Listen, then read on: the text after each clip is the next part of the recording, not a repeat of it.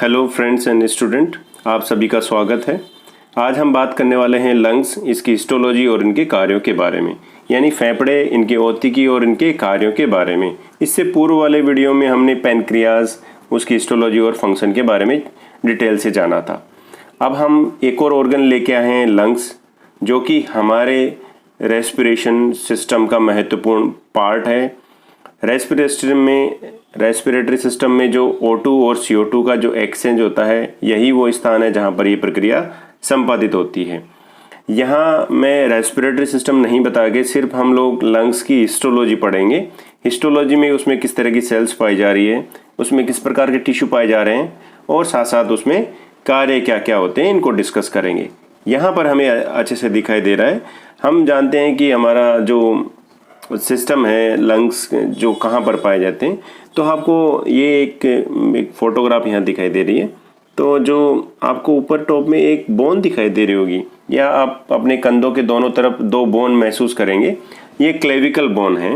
और जो फेफड़े होते हैं उनके बाहर की तरफ एक रिब्स का केज पाया जाता है, यानी एक पिंजरे के समान स्ट्रक्चर इसमें पाई जाती है। उसको भी हम लोग ध्यान में रखेंगे। यानी जो हमारे लंग्स हैं, कहने का मतलब ये है कि जो हमारे लंग्स हैं वो जो हमारी रिब्स हैं उसके द्वारा जो पिंजरा बनाया जाता है उसके अंदर की तरफ व्यवस्थित होते हैं, क्योंकि बहुत ही सॉफ्ट होने के कारण इनको प्रोटेक्शन की ज़रूरत होती है। इसलिए ये उस सिस्टम में इवोल्यूशन से इस प्रकार ये अडेप्ट हो चुके हैं। हम इसमें सबसे पहले हम इसमें जाने तो रेस्पिरेटरी सिस्टम में हम लोग मेनली इसी पार्ट को समझने की कोशिश करेंगे कि जो हमारे लंग्स हैं वो किस तरह उसमें ऑक्सीजन अंदर जाएगी और उसमें किस तरह की उसमें स्ट्रक्चर पाई जाती है। देखो, जो रेस्पिरेटरी सिस्टम है उसमें हमें ऑक्सीजन को फेफड़ों तक लेके जाना पड़ता है और फेफड़ों से फिर आगे जाके ब्लड के थ्रू हर सेल्स को ऑक्सीजन की सप्लाई की जाती है। वहाँ पर सभी प्रकार की गैसों का आदान प्रदान जरूर होता है, लेकिन हम लोग मेनली ऑक्सीजन पे फोकस करके ऑक्सीजन और कार्बन डाइऑक्साइड पे फोकस रखते हैं कि इनका एक्सचेंज किस प्रकार से होता है। यहाँ पर मैंने इसको 2 टाइप से डिवाइड किया हुआ है कि एक पार्ट होता है रेस्पिरेटरी सिस्टम में कंडक्टिंग जोन होता है। कंडक्टिंग जोन का मतलब होता है ये वो मार्ग होता है जिसके थ्रू हम लोग ऑक्सीजन को अंदर की तरफ लेकर पड़ते हैं। यहाँ पर जो कंडक्टिंग जोन है उसमें एयर का पैसेज होता है, वो हमारे नोज से लेकर टर्मिनल ब्रोंकियोल तक जाता है। ओके, तो टर्मिनल ब्रोंकियोल का मतलब यहाँ पर जो लंग्स का लास्ट का पार्ट है उससे है। यानी इसमें जो शामिल होने वाले पार्ट हैं वो उन्हें नोज के बाद में नोज अपनी 2 ओपनिंग होती है, उसके बाद में फेरिंग्स पार्ट आता है, फेरिंग्स के बाद में लैरिंग्स भाग आता है, लैरिंग्स के बाद में ट्रेकिया अपने जो रिब्स होती है उसके अंदर की तरफ एक ट्यूब लाइक स्ट्रक्चर पाई जाती है। फिर उसके बाद में ट्रेकिया 2 पार्ट में डिवाइड हो जाती है जिनको ब्रोंकाई नाम दे जाते हैं। ब्रोंकाई और फर्दर डिवाइड होती है, उनको ब्रोंक्यूल्स कहते हैं, और ब्रोंक्यूल्स और डिवाइड होती है। यानी यूं कहें कि ये जड़ के समान, जैसे एक मोटी जड़ निकलती है फिर और उससे जड़ें निकलती हैं, इस प्रकार की ये पूरी एक ब्रांच के फॉर्म में बन जाती है। ये था इसका कंडक्टिंग जोन, यानी जिसको संवहन क्षेत्र कहते हैं।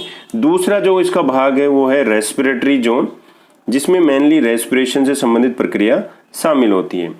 इसमें मेड बाय रेस्पिरेटरी ब्रोंक्यूल्स। देखो, इसमें जो लास्ट वाला जो टर्मिनल ब्रोंक्यूल्स है वो है रेस्पिरेटरी ब्रोंक्यूल्स कहलाता है। यानी क्यों कहा गया है, क्योंकि वो है तो लास्ट वाला पार्ट, लेकिन वहीं से रेस्पिरेशन की प्रक्रिया शुरू होती है।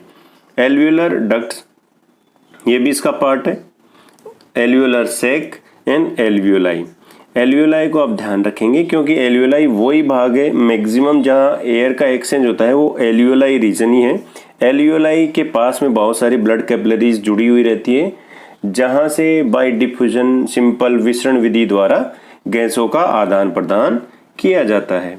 Gas exchange between air and blood, ये हो गए इसके मेनली आउटलाइनिंग। जैसे हम बात कर रहे हैं कि अब हमने ऑक्सीजन को बॉडी के फेफड़ों में पहुंचा दिया है, अब हम इसको आगे लेके चलते हैं। सबसे पहले हम इसकी एनाटॉमी देख लेते हैं कि हमारे जो लंग्स होते हैं वो कहाँ पर स्थित होते हैं। तो सबसे पहले इसकी position in thorax cavity from clavicle bone to diaphragm. देखो, हमें जब भी हम मैंने अभी बताया कि जो इनके फेफड़े होते हैं वो जो रिब्स के द्वारा जो केज बना हुआ आता है उसके अंदर की तरफ स्थित होते हैं। आप इनको फील भी कर सकते हैं। रिब्स के अंदर की तरफ बीच बीच में गैप पाया जाता है, वहाँ एक हल्का सा पल्पिनेशन होता है। ओके, तो अब जब आप अपनी गर्दन के दोनों तरफ कंधों की तरफ से एक बोन पाई जाती है जिसको कॉलर बोन भी कहते हैं या क्लेविकल बोन भी कहते हैं। ये टॉप लेवल पे तो ऊपर की तरफ ये पाई जाती है और लास्ट में जिसको हम लोग डायफ्राम पढ़ते हैं, डायफ्राम लास्ट नीचे की तरफ से जो हमारी जहाँ पर जो रिब्स की केज खत्म हो रही है जहाँ तक, वो यहाँ से यहाँ तक इनकी स्थिति पाई जाती है। And both lungs are separated from each other by a heart and mediastinum. यह भी इंपॉर्टेंट बात है कि दोनों जो लंग्स हैं वो एक दूसरे से जो बीच में हमारा हृदय पाया जाता है। आप ध्यान से हम डायग्राम देखेंगे, उसमें हम लोग हार्ट की पोजीशन भी देखेंगे कि हार्ट कहाँ पर स्थित होता है। हार्ट इन दोनों जो लंग्स होते हैं उनके बीच में स्थित होता है, लेकिन पूरा बीच में नहीं होके ये जो लेफ्ट लंग्स होता है उसकी तरफ स्थित होता है, तो दोनों को सेपरेट करने का काम करता है। साथ ही साथ एक और स्ट्रक्चर पाई जाती है जिसको मीडियास्टिनम स्पेस। मीडियास्टिनम क्या होता है actually? Central part of thoracic cavity and made by connective tissue. जो कनेक्टिव टिश्यू होता है उससे बनी हुई ऊतकों से बना हुआ होता है और ये मिड पार्ट होता है। जो थोरेसिक कैविटी है उसका मिडिल भाग होता है। ऑल ओवर कहने का मतलब होता है कि जो लंग्स होते हैं वो थोरेसिक कैविटी में होते हैं और इनकी पोजीशन फ्रॉम क्लेविकल बोन से डायफ्राम तक ये स्थित होते हैं। Okay, the lungs is organ. Lungs क्या है? ऑर्गन है, अंग है फॉर रेस्पिरेशन। रेस्पिरेशन के लिए, श्वसन के लिए ये अंग है। पेयर्ड, ये पेयर्ड फॉर्म में पाए जाते हैं। वन पेयर होते हैं यानी दो होते हैं। कॉन शेप होते हैं, कॉन के समान इनकी आकृति होती है। The respiratory system consist of nose, pharynx जिसकी हम बात कर चुके हैं, लैरिंग्स, ट्रेकिया, ब्रोंकाई एंड लंग्स। इनको आउटर जिस सरफेसली इनको डिवाइड किया हुआ है। इसमें नोज हम जान चुके, फेरिंग्स को हम लोग थ्रोट भी कह देते हैं, जो गला जो होता है उसको कह देते हैं। लैरिंग्स वाले भाग को हम लोग वॉइस बॉक्स भी कहते हैं, जहाँ से आवाज़ प्रोड्यूस की जाती है, हमारी आवाज़ निकलती है। ट्रेकिया जिसको विंड पाइप कहते हैं क्योंकि वहाँ पर ऑक्सीजन हवा जा रही होती है, बड़ा पाइप होता है, पाइप के समान संरचना पाई जाती है। ओके, ये डायग्राम आप लोग अपनी कॉपी में ड्रॉ कर लेंगे। इसको हमें अच्छे से समझना है। यहाँ हमें दो फेफड़े दिखाई दे रहे हैं, दोनों बहुत बड़े फेफड़े होते हैं। आप इनको अपने बॉडी में महसूस भी कर सकते हैं। कितना बार हमें लगता है कि छोटे से फेफड़े होंगे, नहीं, लेकिन ऐसा नहीं होता है। जब भी ये पूरी स्ट्रेंथ में होते हैं तो बहुत बड़े आकार के हो जाते हैं ये। जैसे जब बहुत सारे हम मेडिटेशन प्राणायाम करते हैं, कपालभाति करते हैं, कपालभाति में मेनली हम लोग फोकस करते हैं हमारे एब्डोमेन पे, लेकिन जब भी हम लोग सांस अंदर खींचते हैं तो ये इनकी एल्वियोलाई जो बैलून लाइक होती है वो फैल जाती है। इसको हम लोग एक एक देखते हैं। सबसे ऊपर वाले भाग में हमें लैरिंग्स भाग होता है। लैरिंग्स के बाद में आपको एक ट्रेकिया स्ट्रक्चर दिखाई दे रहा है। ट्रेकिया देखो, यहाँ से लेकर ये ट्रेकिया है, ये हमें एक पाइप के समान संरचना होती है। अब ये पाइप आगे जाके दो पार्ट्स में डिवाइड हो गई है। दो पार्ट्स कौन से? ये हो गए दो पार्ट्स। इनका नाम हम लोग देख लेते हैं। देखो, इससे पहले हम लोग हार्ट की पोजीशन देखते हैं। देखो यहाँ पर एक दिखा हुआ है कार्डिक इम्प्रेशन। ये है कार्डिक इम्प्रेशन, मतलब जो ये स्पेस होता है, यहाँ पर अपना हार्ट स्थित होता है। अपना हृदय जो यहाँ पर होता है, जो धड़कता रहता है, वो यहीं पर स्थित होता है। और जो ये बीच वाला जो भाग होता है ये मीडियास्टिनम स्पेस कहलाता है। और यहाँ पर जो ये टिश्यू पाया जाता है, कुछ टिश्यू पाया जाता है, उसको हम लोग कनेक्टिव टिश्यू कहते हैं। ओके, हमारे लंग्स हो गए दो, एक हो गया राइट और दूसरा हो गया लेफ्ट। राइट लंग्स में 3 लोब पाए जाते हैं, 3 लोब्स पाए जाते हैं, और लेफ्ट लोब में 2 लोब पाए जाते हैं। 3 लोब राइट लंग्स में 3 लोब कौन कौन से हैं? एक है सुपीरियर लोब, दूसरा होता है मिडिल लोब और थर्ड वन होता है इंफीरियर लोब। ये 3 लोब इसमें पाए जाते हैं। यहाँ पर आपको ये दिखाई दे रहा है, इस तरह से ये डिवाइड किया हुआ है। ये 3 लोग हो गए, 1, 2 एंड 3, इन 3 पार्ट्स।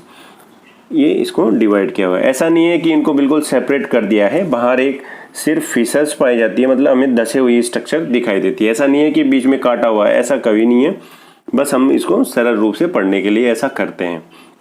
और ये इसलिए भी होता है क्योंकि इसकी ब्रांचेज जो होती हैं, जो ये ब्रांचेज आपको जड़ के समान संरचना होती है, ये आगे जाके 4 डिवाइड करके रहती है। ओके, इसके बाद में हम लोग अगर लंग्स को बाहरी रूप से देखें तो लंग्स के बाहर की तरफ 2 आवरण होते हैं। एक होता है पैराइटल प्लूरा, ये हो गया पैराइटल प्लूरा जो बाहर की तरफ दिखाई दे रहा है। एक होता है जो अंदर की तरफ जो लेयर होती है उसको विसरल प्लूरा कहते हैं। यानी विसरल जो प्लूरा होती है वो लंग्स के साथ में अटैच रहती है, और इन दोनों प्लूरा के बीच में, यानी visceral pleura and parietal pleura के बीच में प्लूरल कैविटी पाई जाती है। प्लूरल कैविटी पाई जाती है जिसमें एक लिक्विड भरा होता है, और वो लिक्विड इन दोनों को थोड़ा सा हल्के हल्के घर्षण होते हैं, फ्रिक्शन होते हैं, लंग्स को उससे फ्रिक्शन से बचाने का कार्य करता है। इसके बाद में जो हमारा ट्रेकिया है, जो ये ट्रेकिया है, ये 2 पार्ट्स में डिवाइड हो जाता है। एक होता है राइट प्राइमरी ब्रोंकस और दूसरा होता है लेफ्ट प्राइमरी ब्रोंकस। ये कहाँ से डिवाइड होता है? जो ये बीच में एक पार्ट होता है जिसको हमने नाम दिया है कैरिना। कैरिना वाले भाग से जो ट्रेकिया है वो 2 पार्ट्स में डिवाइड हो जाती है। एक पार्ट को कहते हैं राइट प्राइमरी ब्रोंकस और दूसरे पार्ट को कहते हैं लेफ्ट प्राइमरी ब्रोंकस। क्योंकि लेफ्ट की तरफ जो ब्रोंकस जा रही है उसको लेफ्ट कह दिया, और जो राइट की तरफ जा रही है उसको राइट ब्रोंकस नाम दे दिया गया है। इसके बाद में फिर ब्रोंकस और डिवाइड होगी, जिसको हम लोग राइट की तरफ वाली को हम लोग कहेंगे राइट सेकेंडरी ब्रोंकस, और अगर जो लेफ्ट की तरफ जा रही है उसको कहेंगे लेफ्ट सेकेंडरी ब्रोंकस। जैसे जैसे और आगे जाएगी तो जैसे right tertiary bronchus, left tertiary bronchus, ऐसे ऐसे इसका डिवाइडेशन होता रहता है। इसके बाद में ब्रोंकस ब्रोंकियोल्स में डिवाइड हो जाती है। यहाँ वहाँ पर और भी वो पतली स्ट्रक्चर हो जाती है, जैसे दोनों तरफ हमें ब्रोंकियोल्स दिखाई दे रहे हैं। ब्रोंकियोल्स के बाद में हम एक और ट्री देखेंगे, उसमें ऐसे समझ में आ जाएगा। ब्रोंकियोल्स के बाद में कुपिकाई एल्वियोलर्स जो हमें दिखाई देगी, जहाँ पर वास्तविक रेस्पिरेशन की प्रोसेस होती है। ओके, अब हम इसमें एक चीज़ और देख लेते हैं। जो आपको पूरी पिक्चर जो दिखाई दे रही है, आपको जो पूरे फेफड़े दिखाई दे रहे हैं, ये ह्यूमन बॉडी के हम लोग अगर सामने से देखें तो ये सामने वाला भाग है, जिसको कहते हैं एंटीरियर व्यू, यानी ये सामने से हमें ऐसा ही दिखाई देता है। ओके, और इसके अलावा आपको एक दोनों फेफड़ों के नीचे एक स्ट्रक्चर दिखाई दे रही है, ये है डायफ्राम। अब देखो इसको, ये है इसका डायफ्राम, जिसके बारे में हम लोग पहले बातचीत कर चुके हैं। ओके, अब हम आगे बढ़ते हैं इसी में, एनाटोमी में और आगे बढ़ते हैं। लंग्स क्या होते हैं? बहुत लाइट वेट के होते हैं, आराम से फ्लोट कर सकते हैं। इलास्टिक स्ट्रक्चर होती है, मतलब लचीली स्ट्रक्चर पाई जाती है। जो क्यों पाई जाती है? क्योंकि इसमें जो एयर जाती है वो पूरी तरह से अंदर उसमें रह सके, आराम से उसका एक्सचेंज आराम से हो सके, फूल सके, फैल सके, एक्सचेंज हो सके, इन सब के लिए प्रॉपर स्थान मिल सके, तो इलास्टिक स्ट्रक्चर होती है, जो फायदेमंद भी होता है। रेस्पिरेशन की साइट है। Each lungs enclose and protected by a double layer serous membrane called pleural membrane, जिसके हम दोनों के बारे में बातचीत कर चुके हैं। Outer membrane is called parietal pleura and inner membrane is called visceral pleura. इन दोनों के बीच में प्लूरल कैविटी पाई जाती है, जिसमें प्लूरल फ्लूइड भरा रहता है। इसके बारे में हम बातचीत कर चुके हैं। ओके, ये प्लूरल फ्लूइड क्या करता है? ये फ्रिक्शन को कम करता है, लंग्स को फ्रिक्शन से बचाने का कार्य करता है। और आगे देख लेते हैं। हम लंग्स को अगर देखना चाहें, lateral view of right lung and lateral view of left lungs, तो हमें इस तरह की स्ट्रक्चर दिखाई दे रही है कि इसका जो टॉप वाला भाग होता है, जो ऊपर वाला भाग होता है, या हम कहें जो क्लेविकल की तरफ जो पार्ट होता है, वो एक कोन के समान होता है, शंकु के समान। देखो शंकु ऐसे बना होता है, इस तरह से शंकु बनते हैं। तो जो टॉप वाला भाग है, इसको यहाँ पर नाम दिए गए हैं अपेक्स, इसके बाद में ऊपर वाला जो लोब आपको दिखाई दे रहा है वो सुपीरियर लोब है। इसके बाद में ये फीसस है, देखो मैंने बताया था कि ये कोई एक्चुअली पूरा अंदर तक धसा हुआ नहीं स्ट्रक्चर होती है, थोड़ा सा इंप्रेशन होता है, ये अंदर की तरफ थोड़ा सा इसमें जो टिश्यू है अंदर की तरफ इनफोल्ड होते हैं, बिकॉज दे डेवलपमेंट स्टेज में ऐसा होता है। ये ओब्लिंग फीसस हो गया क्योंकि तिरछी होने की वजह से इसको ये नाम दिया गया है। ये हॉरिजॉन्टल है, ये इन्फीरियर लोब हो गया। ओके इसको पोस्टीरियर व्यू क्यों कहा गया है, आप ध्यान से देखेंगे तो बैक साइड का व्यू है ये। ऐसे ही इसमें दूसरे वाला जो लंग्स है उसमें ऑब्लिक फीसस है एंड इन्फीरियर लोब्स पाए जा रहे हैं। ओके ये हो गए इनके, आपको ज़्यादा ध्यान नहीं रखने की ज़रूरत है, बस आपको ये मेमोरी में होना चाहिए कि लंग्स हमारे इस प्रकार के होते हैं। ओके आप इनको चाहें तो ड्रॉ भी कर सकते हैं। ओके नेक्स्ट हम बात करें तो जो हम जहाँ पे हमने ख़त्म किया था, कहाँ पे, ब्रोंकियोल्स में।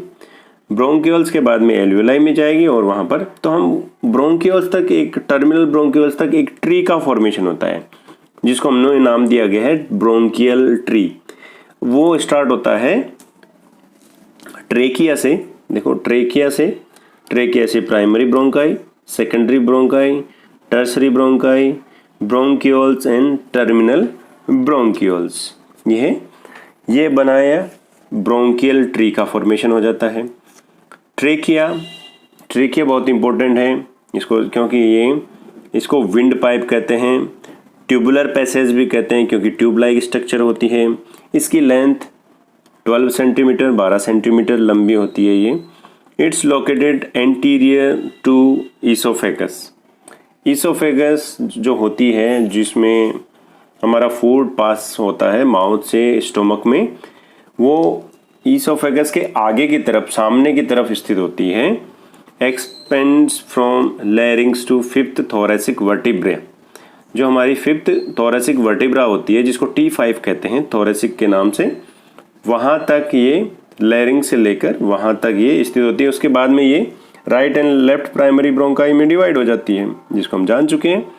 इन trachea horizontal rings structure are present made by hyaline cartilage. Important बात है यहाँ पर, जो ट्रेकिया होती है उसमें हॉरिजॉन्टल रिंग्स पाए जाते हैं, यानी हम यूं कहें जो हमारा इस तरह से जैसे ट्रेकिया रहता है उसमें इस तरह से इसमें रिंग्स स्ट्रक्चर पाई जाती है। ये पूरी चारों तरफ से कवर नहीं करके, ये जो जहाँ जिस तरफ ईसोफेगस होती है उस तरफ ये इनकम्प्लीट रहते हैं। तो वहाँ पर इसलिए इनकम्प्लीट रहते हैं क्योंकि अगर कुछ प्रेशर होता है तो ईसोफेगस उसमें फिट हो जाए आराम से, मतलब उसको कोई प्रॉब्लम ना हो इसलिए। और इनका जो नंबर होता है 16 से लगभग 20 होता है, कम ज़्यादा भी हो सकता है, ये एवरेज है। एक और इम्पोर्टेंट बात होता है, जो ये रिंग लाइक स्ट्रक्चर जो बनी होती है वो हाइलिन कार्टिलेज से मिलकर बनी होती है, ये आपको ध्यान में रखना है। नेक्स्ट हम बात करें लंग्स की हिस्टोलॉजी के बारे में, तो उससे पहले हम एक डायग्राम और देख पा रहे हैं। देखो हमारा टर्मिनल ब्रोंकियोल्स जहाँ पे फिनिश हुआ था, ये है टर्मिनल ब्रोंकियोल्स जिसको हमने वहाँ फिनिश किया था। ये आगे देखो एल्वियोलर डक्ट्स बनाती है, एल्वियोलर डक्ट्स के बाद में आगे जाके एल्वियोलाई बना रही है, छोटी छोटी ऐसे बैलून लाइक स्ट्रक्चर जो हमें दिखाई दे रही है। एक और आप इसके साथ वाला जो ये डायग्राम देखो, इसमें आपको जाल जैसा नज़र आ रहा होगा। मीनिंग इस डायग्राम का ये है कि जो छोटी छोटी एल्वियोलाइज हैं उनके चारों तरफ कैपिलरीज पाई जाती है जो कि एक्सचेंज कार्बन डाइऑक्साइड और ऑक्सीजन का एक्सचेंज करने का काम इन्हीं में होता है। यही ब्लड का वो पार्ट है जहाँ पर एक्सचेंज की प्रक्रिया की जाती है। ओके, इसकी हिस्टोलॉजी देखो, दूसरी तरफ जो ये डायग्राम दिया हुआ है, इस हिस्टोलॉजी में हम लोग एक्चुअली इसकी हिस्टोलॉजी के लिए लंग्स में अलग अलग पार्ट्स में जब इसका स्लाइड प्रिपेयर करते हैं तो हमें अलग अलग पार्ट्स में अलग अलग स्ट्रक्चर दिखाई दे रही है। यहाँ पर जो पार्ट लिया हुआ है, यहाँ पर हमें एल्वियोलाई दिखाई दे रही है। इसका मतलब हमने सुपीरियर जो ऊपर वाला पार्ट नहीं लेके लंग्स का हमने लोअर पार्ट लिया हुआ है, जिसमें हम लोग को टर्मिनल ब्रोंकाई दिखाई दे रही है। ब्लड वेसल्स डेफिनेटली हमें दिखाई देगी। क्यों दिखाई देगी? क्योंकि ब्लड की वहाँ पर आवश्यकता है एल्वियोलाई के पास में। रेस्पिरेटरी ब्रोंक्यूल्स, क्योंकि टर्मिनल ब्रोंक्यूल से पहले ये रेस्पिरेटरी ब्रोंक्यूल्स पाई जाती है। इसके अलावा एल्वियोलाइज, जो आपको ये छोटे छोटे जाल जैसा दिखाई दे रहा है, ये सब एल्वियोलाई है। इनके बीच में कुछ ब्लड कैपिलरीज, ये एल्वियोलाइज है। ओके, इसके अलावा कुछ एल्वियोलर सैक भी आपको दिखाई दे रहे हैं और विसरल प्लूरा। विसरल प्लूरा, एक था पैराइटल प्लूरा और दूसरा विसरल प्लूरा। विसरल जो प्लूरा था वो लंग्स के सबसे बाहर की तरफ स्थित होने वाला पार्ट है। विसरल प्लूरा के बाहर एक और लेयर पाई जाती है, पैराइटल प्लूरा, लेकिन उसके बारे में यहाँ बातचीत। एक और हम लोग हिस्टोलॉजी में एक और डायग्राम देख लेते हैं, इससे भी थोड़ी सी पिक्चर और क्लियर हो जाएगी कि ये एक लंग्स का टीएस है जो रैबिट का है। इसमें हमें छोटी छोटी जो आपको ये पैचेस जो दिखाई दे रहे हैं, ये इस तरह के खाली जगह ये है, ये एक्चुअली एल्वियोलाई है। एल्वियोलाई जहाँ पर मेन रेस्पिरेशन की प्रक्रिया होगी। ब्लड वेसल्स बहुत सारी पाई जाएगी, डेफिनेटली पाई जाएगी। इसके अलावा कुछ फाइब्रस भी पाए जाएंगे, कुछ टिश्यू भी पाए जाएंगे, इलास्टिक फाइबर्स पाए जाएंगे। ये है लूमेन ऑफ रेस्पिरेटरी ब्रोंक्यूल्स। अब रेस्पिरेटरी ब्रोंक्यूल्स की जो ट्यूब थी उसको हमने ट्रांसवर्स सेक्शन में काटा हुआ है। टीएस का मतलब ट्रांसवर्स सेक्शन में काटा हुआ है। तो जो रेस्पिरेटरी ब्रोंक्यूल्स क्या है, ये एक नली है जिसके अंदर क्या होता है, सीलिएटेड कोल्यूमनर एपिथेलियम्स की लाइनिंग पाई जाती है। इसके अलावा इसी के चारों तरफ सर्कुलर फाइबर्स पाए जा रहे हैं और इसी के चारों तरफ और बाहर की तरफ इलास्टिक फाइबर्स पाए जा रहे हैं।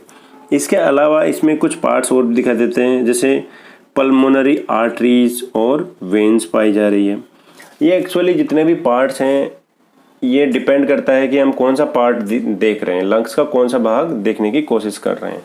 अगर हम लोग टर्मिनल ब्रोंक्यूल्स की तरह पार्ट देखेंगे तो हमें स्ट्रक्चर में डेफिनेटली हमें एल्वियोलाई तो दिखाई देगी, ब्लड वेसल्स ज़रूर दिखाई देगी, लेकिन उसके जैसे यहाँ पर हमें दिखाई दे रहा है रेस्पिरेटरी ब्रोंक्यूल्स, कुछ जगह जैसे सेकेंडरी ब्रोंकाई भी हमें दिखाई दे सकती है अगर हम इसको थोड़ा सा और ऊपर से यानी मिडिल पार्ट से हम लोग इसको डायसेक्ट करते हैं तो। ओके, ये था इसकी हिस्टोलॉजी की बात, जिसमें हमने इसके पाए जाने वाले ऊतकों के बारे में, टिश्यूज़ के बारे में जाना था। अब हम इसके कार्यों के बारे में जान लेते हैं। यह बात आप ध्यान रखेंगे कि ये सिर्फ हिस्टोलॉजी और इसके कार्यों के बारे में वीडियो है। जब हम लोग फिजियोलॉजी, प्रॉपर फिजियोलॉजी में रेस्पिरेटरी सिस्टम पढ़ेंगे तब हम लोग इसको फिजियोलॉजिकल फॉर्म में भी जानेंगे कि किस तरह प्रक्रिया संपादित होती है, कहाँ पर ऑक्सीजन का, कार्बन डाइऑक्साइड का और दूसरी गैसेस का किस तरह से डिफ्यूजन होता है, कैसे बॉडी से और बाहर एटमॉस्फेयर में किस तरह से इनका मूवमेंट होता है। ओके, हम शुरू वापस अपने टॉपिक पे आते हैं, लंग्स और इसके कार्यों के बारे में।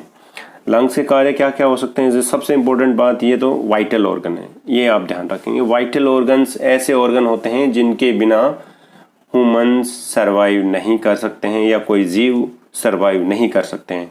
यानी वो ऑर्गन जिनको बॉडी से अगर बाहर निकाल दें तो वो एनिमल्स मर जाता है। जैसे कि हमने इससे पूर्व एक वीडियो में हमने बताया था कि जैसे कि जो लीवर है वो एक वाइटल ऑर्गन की कैटेगरी में शामिल किया हुआ है, वैसे ही लंग्स भी एक वाइटल ऑर्गन है। सेकेंड इम्पोर्टेंट बात है होम्योस्टेसिस। होम्योस्टेसिस जिसके बारे में वर्ड से पता चल रहा है कि ये अपने आप को कांस्टेंट करने की कोशिश करता है। मींस हमारी बॉडी में बॉडी का होम्योस्टेसिस बनाने के लिए लंग्स का महत्वपूर्ण योगदान होता है। किस तरह से महत्वपूर्ण? ये इनडायरेक्टली रोल प्ले करता है रेगुलेशन ऑफ ब्लड पीएच। कैसे करेगा? एक्सचेंज ऑफ कार्बन डाइऑक्साइड का, अगर कार्बन डाइऑक्साइड ब्लड में बढ़ती रहती है तो पीएच का लेवल बढ़ता रहता है और पीएच बढ़ेगी तो होम्योस्टेसिस यानी हमारा जो बॉडी का जो एसिड और बेस का रेशियो बदल जाता है, जिससे कई प्रकार की टॉक्सिसिटी क्रिएट हो जाती है। ओके, एक्सचेंज ऑफ गैसेस, गैसों का एक्सचेंज करना लंग्स का मेन फंक्शन है, जिसमें ऑक्सीजन एंड कार्बन डाइऑक्साइड का आदान प्रदान होता है। एयर में भी होता है, ब्लड के थ्रू और सेल्स के लेवल पे भी ये अलग अलग लेवल पे होता है। Help in production of ATP, ATP के प्रोडक्शन में भी लंग्स मदद करते हैं, क्योंकि जहाँ एरोबिक रेस्पिरेशन होता है वहाँ पर ऑक्सीजन की आवश्यकता पड़ती है और ऑक्सीजन लंग्स ही एक्सेप्ट करके ब्लड में ट्रांसफ़र करने का काम करते हैं और एरोबिक रेस्पिरेशन के थ्रू एटीपी का फॉर्मेशन होता है। Okay, indirect role metabolic reactions. Metabolic reaction में इसका अप्रत्यक्ष रोल है। रिलीज कैसे? Release energy from nutrients molecules and produce ATP. जितने भी एनर्जी प्रोडक्ट्स हैं जैसे ग्लूकोज हैं, ग्लूकोज से आगे हम जब ग्लाइकोलाइसिस पढ़ते हैं तो वहाँ पर एनर्जी बनने का काम इन मॉलिक्यूल्स के द्वारा ही, यानी वहाँ पर ऑक्सीजन की उपस्थिति में कई प्रकार के मॉलिक्यूल्स का फॉर्मेशन होता है और जिससे हमें ऊर्जा मिलती है। Associate with cardiovascular and respiratory system. Okay, जो हमारा ये सिस्टम है लंग्स जो है वो कार्डियोवैस्कुलर सिस्टम यानी हृदय से संबंधित और रेस्पिरेटरी सिस्टम का मेन भाग होता है, इससे जुड़ा हुआ होता है। ओके, ये फंक्शन आप लोग ध्यान रखेंगे।